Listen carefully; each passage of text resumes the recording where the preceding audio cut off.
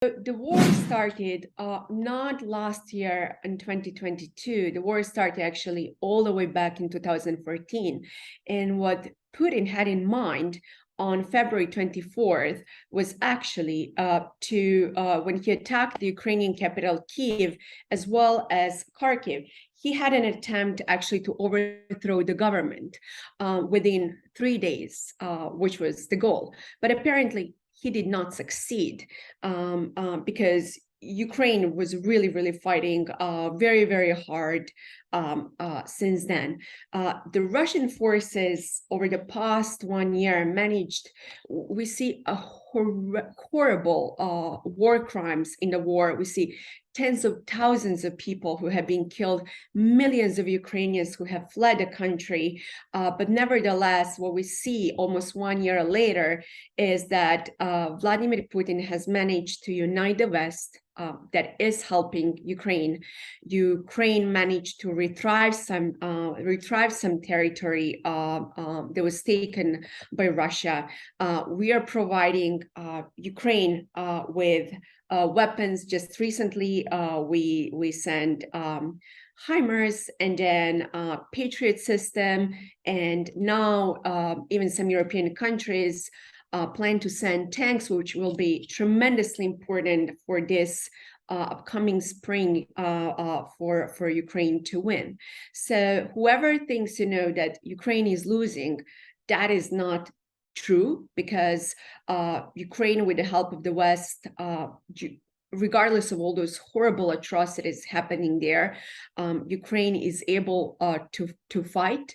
What Vladimir Putin wants to see, he wants to see a protracted war. But what we see here is that Russia will suffer tremendously economically within the coming months. Russian military is not performing as everyone thought it would perform in Ukraine. And what we need to do right now, we need to continue to support Ukraine and not to allow Russia to dictate the terms of negotiations, because what they want to do right now is to engage in negotiation and basically to buy time to regroup, because they do not plan to give up on Ukraine. And right now is the right time really to continue to support Ukraine. But I want to emphasize, one other thing. We are 1 year, almost 1 year reaching since the last year invasion. And Russia also had different goals, within Europe, to divide Europe even more through their influence operations, to also influence tremendously African countries, as well as places in Latin America.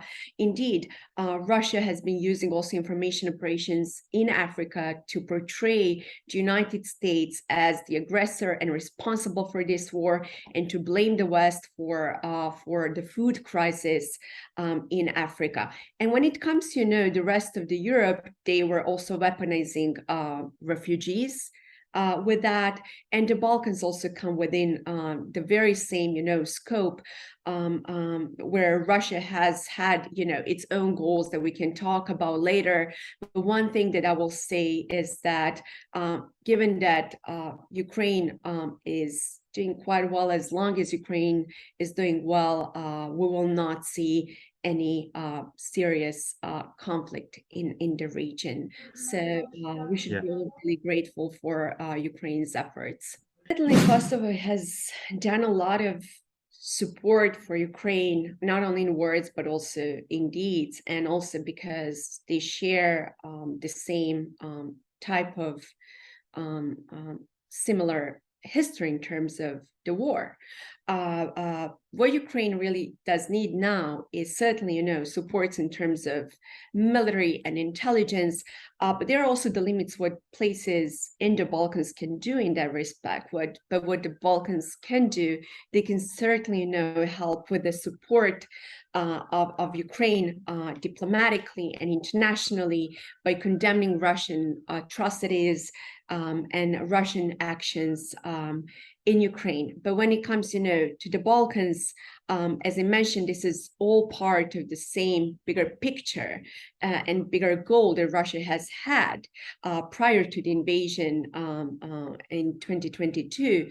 What countries in the region need to do, they really need to stay united and to fight together against Russian influence in the region that is unfortunately quite impactful and efficient.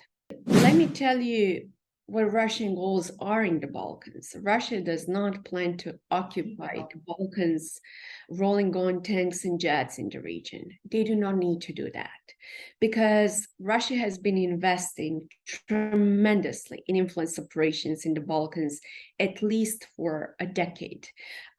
Russia has had very close ties with Serbia, with Republika Srpska, for example, through also countries that depend on gas, with Russia on gas. Russia has also invested tremendously in the support of the Orthodox Church, using the typical narrative regarding the Slavic Brotherhood and the Orthodox Christianity.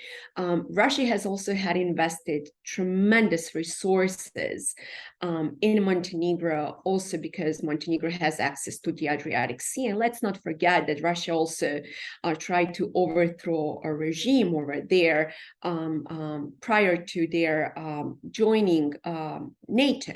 So this is what we see right now in the Balkans is really nothing new, just the continuation of Russia's efforts over the past 1 decade. But the reason why the West is a little bit nervous right now, it is because of the war in Ukraine. And you just mentioned the pampering of the West. The thing is, when we think about Serbia in particular, we need to think about Russia's goals, but also Vucic's goals. So the main goal of President Vucic is to remain in power. And he has been engaged in this tactic of balancing between East and West. So while at the same time to support China and then Russia and then the European Union and then the United States. So his goal is always to project himself as a source of stability. And how to do it? By always escalating things in the region and then portraying himself as someone who can solve the problem by mediating. The same thing, a similar strategy is actually for Russia. So Russia wants to use the Balkans to distract the West from its aggression in Ukraine. And the best way to do it is to use internal proxies in the region to constantly be on the verge of a conflict or a verge of a chaos, and then to portray itself as a mediator and to say, Russia can solve this issue, Europe, but then, to make certain concessions regarding Ukraine. And the West should not fall for this trick because that's a well-known strategy that Russia has been using in its own region. What we see right now in the information space is that Russia has invested a lot of resources on Telegram and on other social media, on Twitter, on Facebook, using trolls and bot farms to polarize the Balkan further, to put their narratives regarding Ukraine and to inflame the region even more. We all know that the region, given different ethnic tensions and different religious differences, has always been easy to be triggered. So Russia knows how to inflame the region, and this is why I cannot emphasize enough that the West should pay attention to influence operations over there, because information warfare is a critical part of Russia's military strategy, and there are numerous offensive and defensive information operations that the West, along with its partners in the Balkans, should do. I'm afraid what we are going to see, and we see right now, are all those influence operations that are tied to different, cyber attacks. So we can expect more and more asymmetric use of force in the region. As of today, we are talking today, I do not see any major conflict that we saw like the one during the 90s. But what I'm confident to say that will continue, all those sorts of escalating, then de-escalating tensions in the region, what we see right now in Kosovo, what happened in Bosnia Republika Srpska. Montenegro is also very, very, very fragile. So all those places are places that need to get like additional attention from the West, but not at the expense of Ukraine, because that's exactly what Russia wants. I do not see anytime soon that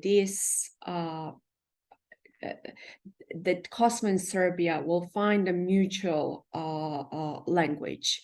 And the reason for that is, as I mentioned right before this, that the president of Serbia and the Serbian government in particular, they also have their own interest with unresolved issues with Kosovo, because they use Kosovo for their own political purposes to escalate and then to de-escalate the crisis. So let me just give you an example.